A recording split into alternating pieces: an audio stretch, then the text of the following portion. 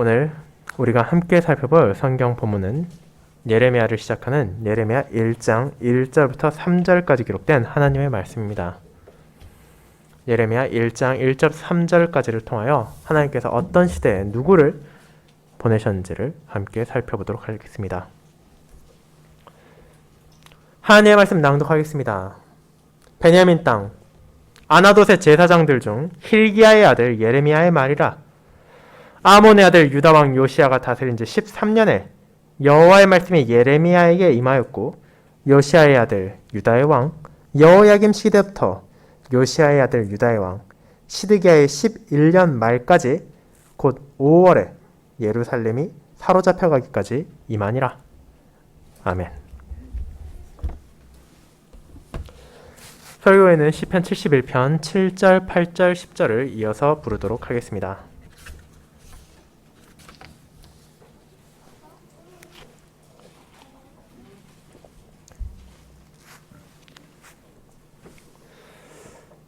사랑하는 주 예수 그리스도 안에 있는 형제 자매님들, 여러분이 자신의 주변에 조금이라도 관심을 가진다면 지금 이 순간에도 수많은 사람들이 다른 누군가의 지지를 얻기 위해 혹은 자신의 주장을 관철하기 위해 대중들을 향해 끊임없이 무언가를 선언하고 주장하고 설득하고 있다는 사실을 발견할 수 있을 것입니다. 그리고 그들 가운데 일부는 실제로 많은 사람의 삶에 영향력을 가질 수 있는 위치에서 자신의 밑에 있는 사람들의 생활과 일상의 방식을 변화시킬 것을 요구하기도 합니다. 하지만 그런 주장에 모든 사람들이 아무런 반발도 없이 동의하는 것은 아닙니다. 우리는 누군가로부터 중요한 메시지를 듣게 된다면 그것이 어떤 시대적인 배경에서 주어진 것인지, 그리고 그 사람은 대체 어떤 상황을 염두에 두었는지, 그리고 무엇을 위해 이를 주장한 것인지를 진지하게 고려해 볼 것입니다. 그런 과정을 거치지 않고 맹목적으로 찬성하거나 근거 없이 반대하는 것은 그 주장을 외친 사람에게도 그 주장을 들은 사람에게도 바람직하지 않은 결과를 만들 것이기 때문입니다. 자, 이제 그런 우리는 오늘 예레미야를 살펴보기에 앞서 그가 어떤 시기에 살았는지, 그리고 그가 어떤 자였는지를 알아볼 것입니다. 하나님께서는 무슨 뜻을 가지고 이 특정한 시대에 예레미야를 유다에 보내셨는지, 그리고 그를 통하여 무엇을 전하고 하셨는지를 바르게 이해하기 위해 우리는 그 배경을 살펴볼 필요가 있기 때문입니다. 그의 시대적인 배경을 알지 못한다면 우리는 왜 이 선지자가 그토록 비통해하며 슬픔에 가득 차 있는지를 공감할 수 없으며, 그의 사역의 성격을 알지 못한다면 왜 그 시대의 언약 백성들이 그토록 예레미야를 가혹하게 대했고 하나님의 종을 거부했는지를 이해할 수 없기 때문입니다. 그와 같은 상황에 대한 이해가 없이 우리가 이 구약 성경의 선지서를 통해 전해진 하나님의 뜻을 풍성히 받아들이고 그를 통해 가르쳐지는 그리스도를 바라보며 심판만이 존재하는 것으로 보이는 이 성경에서도 장래를 향한 소망이 담겨 있다는 것을 발견하는 것은 거의 불가능한 일입니다.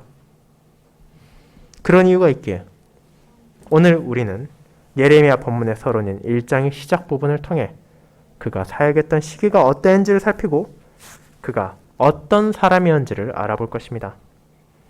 이를 통해서 우리가 남은 예레미야의 말씀들을 어떻게 살펴보며 그 가운데 하나님의 구속 역사가 어떤 방식으로 펼쳐지고 있는지를 이해할 수 있기 때문입니다. 저는 그런 진리를 전해주는 오늘 본문을 배덕의 시대에 애통하는 선지자를 보내신 여호와 하나님이라는 제목으로 설교하고자 합니다. 그리고 이를 두 부분으로 나누어 여호와께서 예레미야를 보내신 시대상이 어떠했는지와 예레미야가 가진 배경을 살펴보고자 합니다. 이를 첫 번째, 여호와께서 선지자를 보내신 시대와 두 번째, 여호와께서 그 시대에 보내신 선지자로 나누어 알아보겠습니다. 먼저 첫 번째, 여호와께서 선지자를 보내신 시대에 대해 알아보겠습니다. 형제자매 여러분, 여러분 가운데 이 예레미야란 이름 그 자체가 아예 처음 들어보는 사람은 드물 것입니다. 우리가 흔히들 대선지서 가운데 한 권이라 부르는 이 예레미야는 신약 성경에서도 종종 인용될 뿐 아니라 그 강렬한 내용과 선지자의 비참하고 애통한 인생 여정을 통해 그 후에 수많은 신자들에게도 큰 영향을 주었기 때문입니다. 그의 삶이 얼마나 고달팠는지 영어권에서는 그의 이름을 약간 변형한 예레미야드라는 명사를 한탄, 애통이라는 의미로 사용하고 있으며 예레미야라는 선지자 이름 그 자체도 상황을 비관적으로 바라보고 비판하는 사람을 가리키는 대명사로 사용되기까지 합니다. 그뿐 아니라 우리에게 잘 알려진 정교개혁자 존 칼빈은 자신의 시대에도 이 예레미야가 전한 말씀이 그대로 적용되고 있다는 것을 고백했으며 그 외에도 많은 고난을 인내하는 목회자들과 성도들은 예레미야를 통해 자신에게 주어진 하나님의 소명을 붙잡고 그 안에 담겨있는 말씀 안에서 믿음을 굳게 했으며 이는 오늘날 살아가는 저와 여러분에게도 동일하게 적용되어야 할 하나님의 은혜입니다. 이제 그와 같은 선지자를 통해 여호와께서 자신의 백성들에게 전하신 말씀의 의미를 알기 위해 먼저 그 말씀이 전해진 시기를 생각해 보도록 합시다. 예레미야의 전체적인 서론이라 할 수 있는 오늘 본문에서 여러분은 그 배경을 알 수 있습니다. 2절을 통해 우리는 예레미야에게 선지자로서의 소명이 주어진 것이 요시야 왕이 통치할 때라는 것을 보게 되며 그의 사역이 여호야김 시대를 지나 시드기야의 시대, 유다가 멸망할 때까지 이어졌다는 것을 확인하게 됩니다. 물론 여기에는 생략되어 있는 두 유다 왕이 더 있습니다. 요시야 왕의 아들인 여호아스와 여호야김 왕의 아들 여호야긴 역시 예레미야가 사역할 때 왕으로 있었지만 그들의 통치는 석 달밖에 이어지지 않았고 애굽의 왕인 느고의 여호아스가 잡혀가고 바벨론 왕인 느부갓네스라에 의해 여호야긴이 포로로 끌려갔기에 3절에서 특별히 언급되지는 않았습니다. 그렇다면 그 시대 유다는 어떤 상황이었습니까? 여러분이 앞선 두 왕의 통치가 석 달밖에 되지 않았다는 것을 기억한다면 그것만으로도 그 시대가 급박하게 정세가 변하고 있었다는 것을 깨달을 수 있을 것입니다. 그리고 실제로 그 시기는 유다가 있던 근동지방의 정세가 급변해서 유다를 포함하여 주변 모든 나라들의 혼란이 찾아오고 있던 때였습니다. 유다의 북쪽에 있는 10지파가 속한 이스라엘은 예레미야가 선지자로 부름받았던 시기에 100년 전에 이미 아수르의 공격에 의해 멸망했으며 그 결과 유다는 주변의 강대국들로부터 직접적인 위협을 받고 있었을 뿐 아니라 이 시기보다 조금 앞서 있는 히스기야 왕의 시대에선 사네립의 공격을 받아 거의 멸망 직전까지 위협을 당했습니다. 그러나 하나님의 손길로 그 왕이 죽임을 당하고 그 이후 아수르는 서서히 몰락의 길을 걸어갔습니다. 한 지방에서 굳건히 자리 잡고 있던 아수르의 국력이 급격하게 약해진 결과 그 자리를 대체하기 위해 나타난 바벨론과 애굽의 준동이 시작됐으며 아수르의 영향력이 점점 줄어드는 과정에서 그들은 자신들의 세력을 넓혀가고 있었습니다. 그리고 그런 국제적 정세의 변환 과정에서 요시야 왕은 아수르의 간섭과 영향에서 벗어나 종교개혁을 단행했으며 성전을 재건하는 과정에서 율법서를 발견하고 국가적인 회개와 더욱더 철저한 개혁을 향해 나아갔습니다. 하지만 그 시기는 영원하지 않았습니다. 안타깝게도 그런 신실하던 왕이 애국과의 전쟁에서 전사하고 이제 유다는 걷잡을 수 없는 몰락을 경험하게 되었습니다. 애국과 바벨론은 유다를 향해 자신들을 따르지 않으면 언제라도 우리가 침공할 수 있다는 것을 시사하며 그들을 위협하고 있었고 안타깝게도 그것은 공허한 외침으로 끝나는 것이 아니라 실제로 이루어졌습니다. 요시야의 아들 여호아스는 왕위에 오른 지 석 달 만에 그의 아버지를 죽인 이집트의 왕 느고의 손에 잡혀 애굽으로 끌려갔고 여호야김의 아들 여호야긴 역시 왕위에 오른 지 석 달 열흘 만에 바벨론 왕이었던 느부갓네살에게 잡혀 포로로 끌려가고 말았습니다. 이처럼 급변하는 근동지방 패권 국가들의 전쟁에 휘말려 유다는 무너지고 있었습니다. 그런 시대적인 상황에서 언약 백성들의 왕과 백성들은 도대체 무엇을 해야 했습니까? 후대의 많은 사람들은 이 유다의 몰락에 대해 그저 시대를 읽지 못했고 정치적으로 어리석은 판단을 내렸기에 이루어진 당연한 결과라고 말합니다. 하지만 여러분이 하나님의 말씀 가운데 나타난 진리를 살펴본다면 그런 표면적인 이유 때문에 언약 백성들의 나라가 무너지지 않았다는 것을 발견하게 됩니다. 만약 그런 정치적인, 군사적인 이유 때문에 유다가 멸망해야 했다면 굳이 예레미야 시대까지 가기 전에 히스기야 왕 시절에 이미 몰락해야만 했습니다.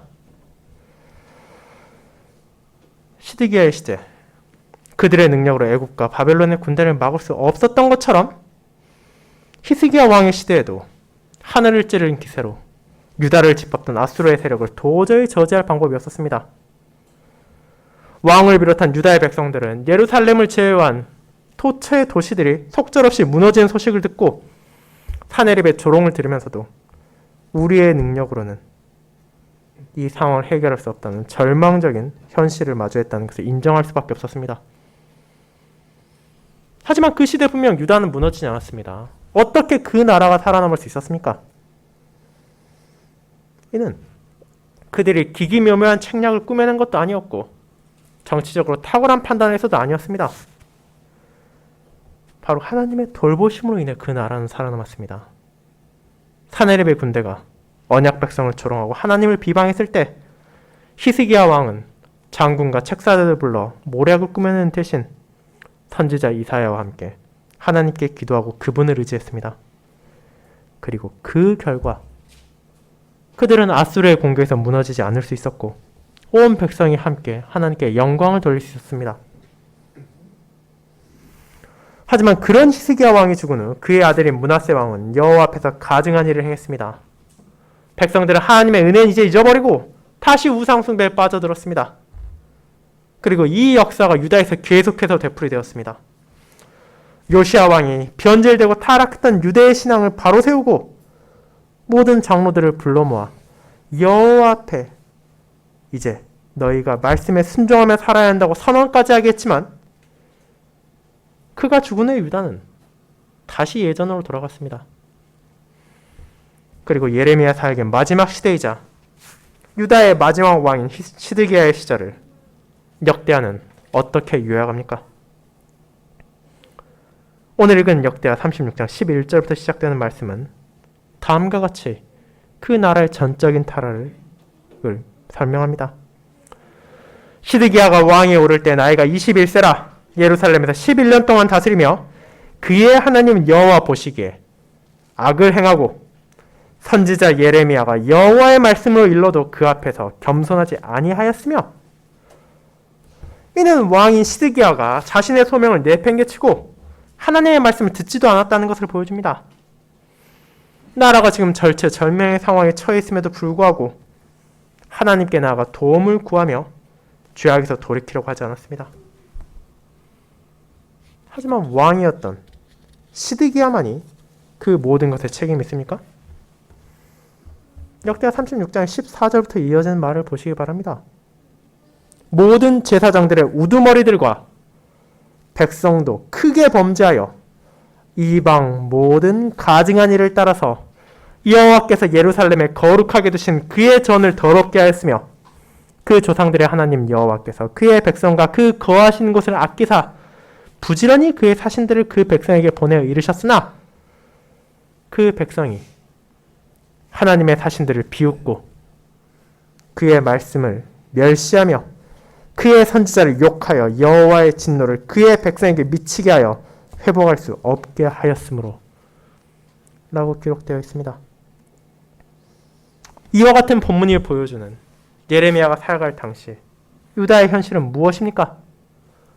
위로는 왕으로부터 시작하여 아래로는 모든 백성들까지 전체적으로 타락하고 부패한 끔찍한 배덕의 시대라는 것을 우리는 알게 됩니다. 하나님께서 그런 백성들의 죄악을 그저 바라만 보고 계셨습니까? 그렇지 않습니다. 역대하 36장 15절에 드러나듯이 여호와께서는 정녕 부지런히 자신의 종들을 백성에게 보내어 회개를 요구하시고 죄에서 떠나 의의 길로 돌아올 것을 요청하셨습니다. 유다와 이스라엘을 파멸하는 이 시기 하나님께서 얼마나 많은 선지자들을 보내셨습니까? 제가 앞서 언급했던 이사야만이 아니라 요나와 아모스, 호세아와 미가가 이사야보다 먼저 그 땅에 보냄을 받았습니다. 그리고 이사야와 예레미야 사이에도 나훔과 스반이 하박국이 보내졌습니다. 그를 통해서 주님께서는 계속해서 배덕한 백성들에게 자비를 보이시고 회개하고 생명의 길을 나아오라고 진리를 전하셨습니다. 하지만 그에 대한 백성들의 반응은 어땠습니까? 그제라도 돌이키고 여호와의 율법에 순종하고 하나님의 뜻에 따라 자신의 모든 삶을 다스리기 위해 노력했습니까? 16절에서 주님께서 말하신 것은 결코 과장이나 비약이 아닙니다. 그들은 진정 주님의 종들을 비웃었고 그들이 전하는 하나님의 말씀을 멸시했을 뿐 아니라 그 선지자들을 요감으로 그들을 보내신 하나님을 모욕했습니다. 오늘부터 우리가 살펴볼 예레미야가 애통과 비탄의 선지자가 된 이유는 그 자신이 그저 비관적이고 불평이 가득한 사람이어서가 아닙니다. 그가 슬퍼했던 이유는 자신이 하나님의 말씀을 전하고 있음에도 불구하고 그 시대의 언약 백성들이 이를 받아들이지 않았기 때문이며, 그가 비탄에 빠졌던 이유는 자신이 주님의 종으로서의 소명을 감당하고 있음에도 불구하고 유대인들이 그를 비웃고 조롱할 뿐 아니라 심지어 그를 공격하고 죽이려고까지 하므로 하나님을 향한 배덕을 멈추지 않았기 때문입니다. 분명 그가 선지자로서 부름받았던 시기, 요시아를 통한 회복의 모습이 비추어지고 있었지만 그 이후에는 끝없는 타락과 멸망으로 향하는 자신의 동족을 바라보며 이 선지자는 하나님의 진노를 부르면서도 자신들의 죄악을 깨닫지 못하며 다가오는 멸망을 인지하지 못하는 자신의 형제 자매들, 언약 백성들의 모습에 슬퍼하며 탄식할 수밖에 없었습니다. 그런 배덕함과 무도함이 유대를 뒤덮고 있던 시대에게도 불구하고 하나님께서는 자신의 신실함을 지키셨습니다. 그분께서는 여전히 그들을 불쌍히 여기셨고 자신의 사자를 부지런히 보내어 그 백성이 죄를 깨닫고 돌이키기를 원하셨습니다. 하지만 그들이 이 은혜를 거부하고 주님의 종을 모욕함으로 하나님까지 멸시했을 때 이제 그분께서는 선지자를 통해 심판을 선언하심으로 그분의 신실하심이 사랑만이 아니라 그분의 공의에까지 포함되고 있다는 것을 증거하셨습니다. 그것이 바로 예레미야를 선지자로 보내었던 시기였습니다. 하지만 이 선지자만이 배덕의 시기에 보내졌습니까? 그렇지 않습니다. 그의 전후에도 수많은 선지자들이 주님의 긍휼하심 가운데 언약 백성들에게 보내졌고 그들은 그림자로서 자신들의 직분과 소명에 가리키는 온전한 주님의 종을 증거했습니다. 그리고 마침내 하나님의 독생자, 그 누구보다 신실하게 하나님의 뜻을 선포하는 선지자가 이 땅에 오셨습니다. 하지만 그분께서 오신 시대를 생각해 보시기 바랍니다. 그 시대는 예레미야의 시대보다 결코 더 나은 상황이 아니었습니다. 주님께서 오셨을 때 그 백성들이 선지자를 환대하고 그의 말을 하나님의 말씀으로 받아들이며 자신들의 죄를 돌이키지 않았습니다. 그 시기는 예레미야보다 더욱 타락하고 비참하며 배덕한 시기였습니다. 하나님의 은혜로 포로기를 거쳐 이스라엘이 회복되었음에도 불구하고 그들의 회개는 잠시였고 언약 백성들은 다시 선민 사상에 빠지고 하나님의 뜻을 무시했습니다. 이스라엘이 무너졌음에도 우리는 괜찮을 거라고 유다 백성들이 생각했던 것처럼 로마에 점령당했음에도 그들의 후손은 여전히 잘못된 우월감을 버리지 않고 있었으며 그 가운데 하나님의 진리를 거부했습니다. 세상의 정치나 세상의 경제를 통해 문제를 해결하려 하고 우상을 숭배함으로 이방의 풍요를 누리고자 했던 그들의 선조와 마찬가지로 예수님께서 이 땅에 오셨을 때 이스라엘은 하나님을 바르게 섬기고 그분의 뜻에 순종함을 통해 평안을 찾으려는 대신 자신들의 군사적이고 정치적인 능력으로 독립을 얻으려 했습니다. 그렇게 하나님의 독생자를 통해 그들에게 펼쳐진 여호와의 자비의 손길을 받아들이기는커녕 예수 그리스도를 향해 돌을 던지고 비난과 욕설, 조롱을 퍼붓었으며 마침내 그분을 십자가에 못 박아 죽였습니다. 그리고 그 후 서기 70년 이스라엘은 정말 자신들이 원하는 대로 군사를 일으켜 로마에 반란을 시도했지만 그 시도는 처참하게 실패하고 시드기야의 시대, 몰락하고 무너졌던 예루살렘은 동일한 죄악을 반복한 언약 백성들의 죄에 대한 하나님의 심판을 받아 다시 한번 멸망했습니다. 사랑하는 형제자매 여러분, 이제 예레미야의 시대 그리고 그리스도의 시대를 바라본 우리는 우리의 시대는 어떠한지에 대해 생각하지 않을 수가 없습니다. 우리가 지금 이 시기를 돌아볼 때 과연 어떻게 평가할 수 있겠습니까? 우리는 하나님의 말씀이 진리로 받아들여지고 그분의 뜻을 전하는 자들을 기뻐하는 사회에 살고 있습니까? 그렇지 않으면 그와 반대로 주님의 뜻보다는 자기의 뜻을 고집하고 주님의 말씀보다는 세상의 지혜를 사랑하며 주님의 종보다는 이 땅에 걸출한 인물들을 선호한 시대에 살고 있습니까? 안타깝게도 우리가 이에 대한 답을 찾아본다면 그것은 대체로 후자에 가까울 것입니다. 그리고 과거에도 셀 수 없이 반복되었던 어리석은 역사, 인간의 힘과 인간의 방식을 의지해 우리가 마주한 모든 문제를 결국 해결할 수 있을 것이라는 고집은 지금 이 시대도 여전히 꺾이지 않고 있습니다. 그렇다면 하나님께서는 어떠십니까? 배덕의 시대, 자신의 사자를 보내시고 타락했던 시대, 자신의 독생자를 보내셨던 하나님께서는 세상의 역사 가운데 끊임없이 자신의 사신들을 보내심으로 패역한 백성들을 향하여 진리를 선포하셨고 부패한 이 시대에도 그분의 종들을 부지런히 보내심으로 자신의 자녀들을 향한 사랑과 긍휼을 그리고 그분의 변하지 않는 신실함을 증가하고 계십니다. 그렇게 전해진 진리를 통해 멸망을 향해 나아가는 어리석은 백성들에게 생명의 길을 비추어 주시며 우리가 누구를 의지하되며 어디에서 참된 평강을 누릴 수 있는지를 알려주십니다. 이 사실을 깨닫는다면 우리는 하나님의 은혜와 자비가 얼마나 한량없이 큰지에 대해 고백할 수밖에 없게 됩니다.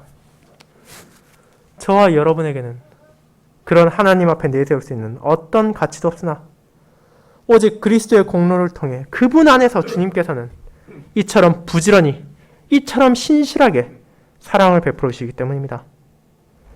그렇게 우리는 이에 감사하며 신자를 모욕하고 하나님을 멸시하는 세상의 추세에 따라 살아가는 것이 아니라 전해진 진리를 받아들이고 그를 통해 주어진 하나님의 위로와 격려를 받아들이며 주어진 소명에 따라 살아갈 수 있습니다.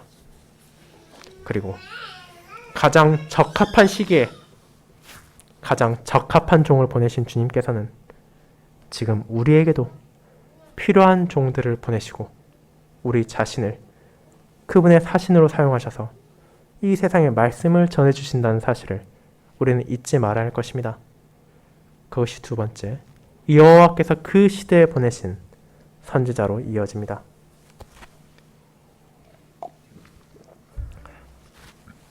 성도 여러분, 그렇다면 이제 그와 같은 배덕의 시대, 하나님께서 세우신 그분의 종, 그분의 사신인 예레미야는 어떤 사람입니까?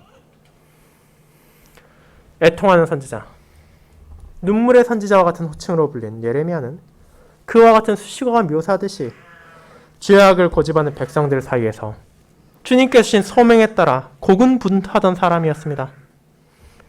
그의 끝없는 헌신과 노력에도 불구하고 그의 사역은 열매 맺지 못했고 그가 전한 말씀은 왕과 백성들에게 무시당했습니다. 그의 고향 사람들은 그를 죽이려 했고 권력자들은 사역을 방해했으며 거짓 선지자들은 그를 폄훼했습니다. 그러나 그런 역경에도 불구하고 예레미야는 자신이 받은 소명을 멈추지 않았습니다. 아무리 멸시와 고통을 받고 무시받는다더라도 그 무엇도 하나님께서 세우신 이 선지자의 발걸음을 막을 수 없었습니다. 그렇게 그는 아픔을 알았고 슬픔을 경험했으며 비참을 느낄 수밖에 없었습니다. 적당히 세상과 타협을 하고 백성들이 원하는 말을 했다면, 그리고 왕을 향해 아부를 하고 많은 사람들이 그러하듯이 그저 사회생활을 적당히 한다면 그의 삶에는 슬픔이 아닌 기쁨과 쾌락이 보장되었을 것입니다. 우리는 당장 이 예레미야가 기록한 본문에서 예레미야를 대적했던 하나냐가 그런 행동들을 통해 부와 명성을 누렸다는 것을 보게 됩니다. 하지만 그것이 하나님의 뜻이 아니었기에 예레미야는 쉬운 길을 택하는 대신 여호와의 길을 나아갔습니다. 그 길을 나아가는 과정에 아무리 큰 슬픔이 기다리고 있고 멈추지 않는 애탄이 있을지언정 그 길만이 자신에게만 여호와의 말씀이 인도하는 삶이었기 때문입니다. 이제 그런 예레미야가 가진 배경에 대해 1절은 다음과 같이 말하고 있습니다. 베냐민 땅 아나돗의 제사장들 중 hil기야의 아들 예레미야의 말이라. 많은 선지서들이 그러하듯이 예레미야 역시 자기가 어느 지역의 출신이며 어느 가문의 사람인지를 밝히므로 지금부터 전해지는 말이 후대에 만들어진 것이 아니라 실제 역사 가운데 여호와께서 자신의 종을 통해 선포하신 말씀이라는 것을 분명히 밝힙니다. 이를 처음 읽은 사람들이 그 지역을 찾아가고 그 이름을 추적하면 누구라도 쉽게 예레미야가 가상의 인물이 아니라 실존했다는 것을 알아낼 수 있었을 것이기 때문입니다. 이제 그렇게 하나님께서 부르신 예레미야는 베냐민 지파에 속한 아너도 출신이었고 그의 아버지는 제사장 hil기야였습니다. 이 짧은 본문을 통해 우리는 예레미야에 대해 몇 가지 사실을 알게 됩니다. 먼저 아나돗은 예루살렘에서 5km 정도 떨어진 장소로 사무엘에 나오는 엘리 제사장의 후손인 아비아달이 솔로몬 시대에 이곳으로 추방되었다는 것을 보게 됩니다. 그렇게 예레미야는 엘리의 후손으로 아마도 제사장의 소명을 감당하고 있던 가문에서 태어난 것으로 보입니다. 그리고 그 사실이 알려주는 것, 그가 제사장 hil기야의 아들이라는 것을 통해 보게 되는 것은 그가 선지자로 부름받기 전까지 제사장이 되기 위한 교육을 받았다는 것입니다. 유다의 제사장은 그저 자신이 원한다고 아무나 될 수 있는 것이 아니었으며 제사장 집안의 자손으로 태어난 사람들이 대를 이어가며 수행하는 직분이기 때문입니다. 제사장들은 자신의 가문의 아들이 태어났을 때 주어진 소명을 시행할 수 있도록 준비시켰습니다. 그리고 그 준비 과정에서 가장 중요한 것들이 바로 제사장으로서 선포해야 될 하나님의 율법과 말씀이며 그들이 수행해야 될 성전의 예식입니다. 이와 같은 교육을 통해서 그들이 장성했을 때 백성들 앞에서 하나님의 말씀을 바르게 가르치고 바르게 제사를 지내며 여호와를 바르고 합당한 방식으로 섬길 수 있게 한 것입니다. 그렇게 제사장의 가문에서 태어난 예레미야는 자연스럽게 하나님 앞에서 무엇이 선하며 무엇이 악한지를 알게 되었습니다. 비록 그가 실제로 제사장으로서의 소명을 감당하기 전에 하나님의 부름을 받은 것으로 보이나 그가 어린 시절 배워온 그 모든 준비 과정은 결코 무의미하지 않았습니다. 그는 하나님의 율법을 통해 그분의 공의로움을 깨달았으며 요시야 왕의 시대 온 나라에 말씀이 회복되어 있음을 기뻐했을 것입니다. 그러나 앞서 살펴본 것처럼 하나님을 의지했던 요시야 왕이 죽은 후 그 나라는 급격하게 타락했습니다. 위로는 왕으로부터 시작하여 제사장과 선지자들 같은 직분자들, 그리고 아래로는 일반 백성까지 이르기까지 이제 하나님을 경외하는 자는 그 땅에서 극히 드물게 되었고 대부분은 죄악에 빠져 자신들의 마음이 흘러가는 대로 살고 우상을 숭배하며 쾌락을 즐기며 패역하고 배당한 삶을 멈추지 않았습니다. 그런 시대였기에 하나님께서는 제사장의 아들, 제사장이 되기 위한 준비를 거친 예레미야를 자신의 선지자로 부르셨습니다. 물론 주님께서는 아모스와 같이 목자 가운데 자신의 종을 부르신 적도 있으시며 스바냐와 같이 왕족 가운데 선지자를 세우기도 하셨습니다. 하지만 여호와께서는 종종 제사장 가문에서 그리고 심지어 제사장으로 실제 소명을 하던 자들 가운데서 선지자를 세우기도 하셨는데 그 이유는 그들이 다른 어떤 이들보다 율법에 대해 잘 알았고 여호와의 거룩함에 대해서도 성전 예식을 통해 깨달을 수 있었기 때문입니다. 그 결과 선지자로 세워진 예레미야는 자연스럽게 무엇을 알 수밖에 없었습니까? 그 백성의 타락이 얼마나 끔찍한 것인지를 외면할 수 없었습니다. 하나님의 공의로운 율법에 비추어 보았을 때 자신의 동족들이 무슨 짓을 하고 있는지를 깨닫게 되었으며 자신의 선조인 엘리의 죄로 인해 가문이 파멸하고 아비아들의 잘못된 판단으로 아나돗에 추방한 것을 알고 있던 그는 비록 이제 자신이 전한 여호와의 뜻이 유대인들의 귀에 달갑게 들리지 않을 것을 뻔히 알면서도 그럼에도 그들이 주님의 진노의 심판으로 인해 멸망당하는 것을 원하지 않았기에 멈추지 않고 그들의 잘못을 선포했으며 부디 하나님의 뜻으로 돌아와 순종할 것을 요구했습니다. 그리고 그의 비판은 그저 약하고 무력한 백성들에게 향한 것만이 아니라 왕을 향해서도 멈추지 않았고 권력자들을 향해서도 멈추지 않았습니다.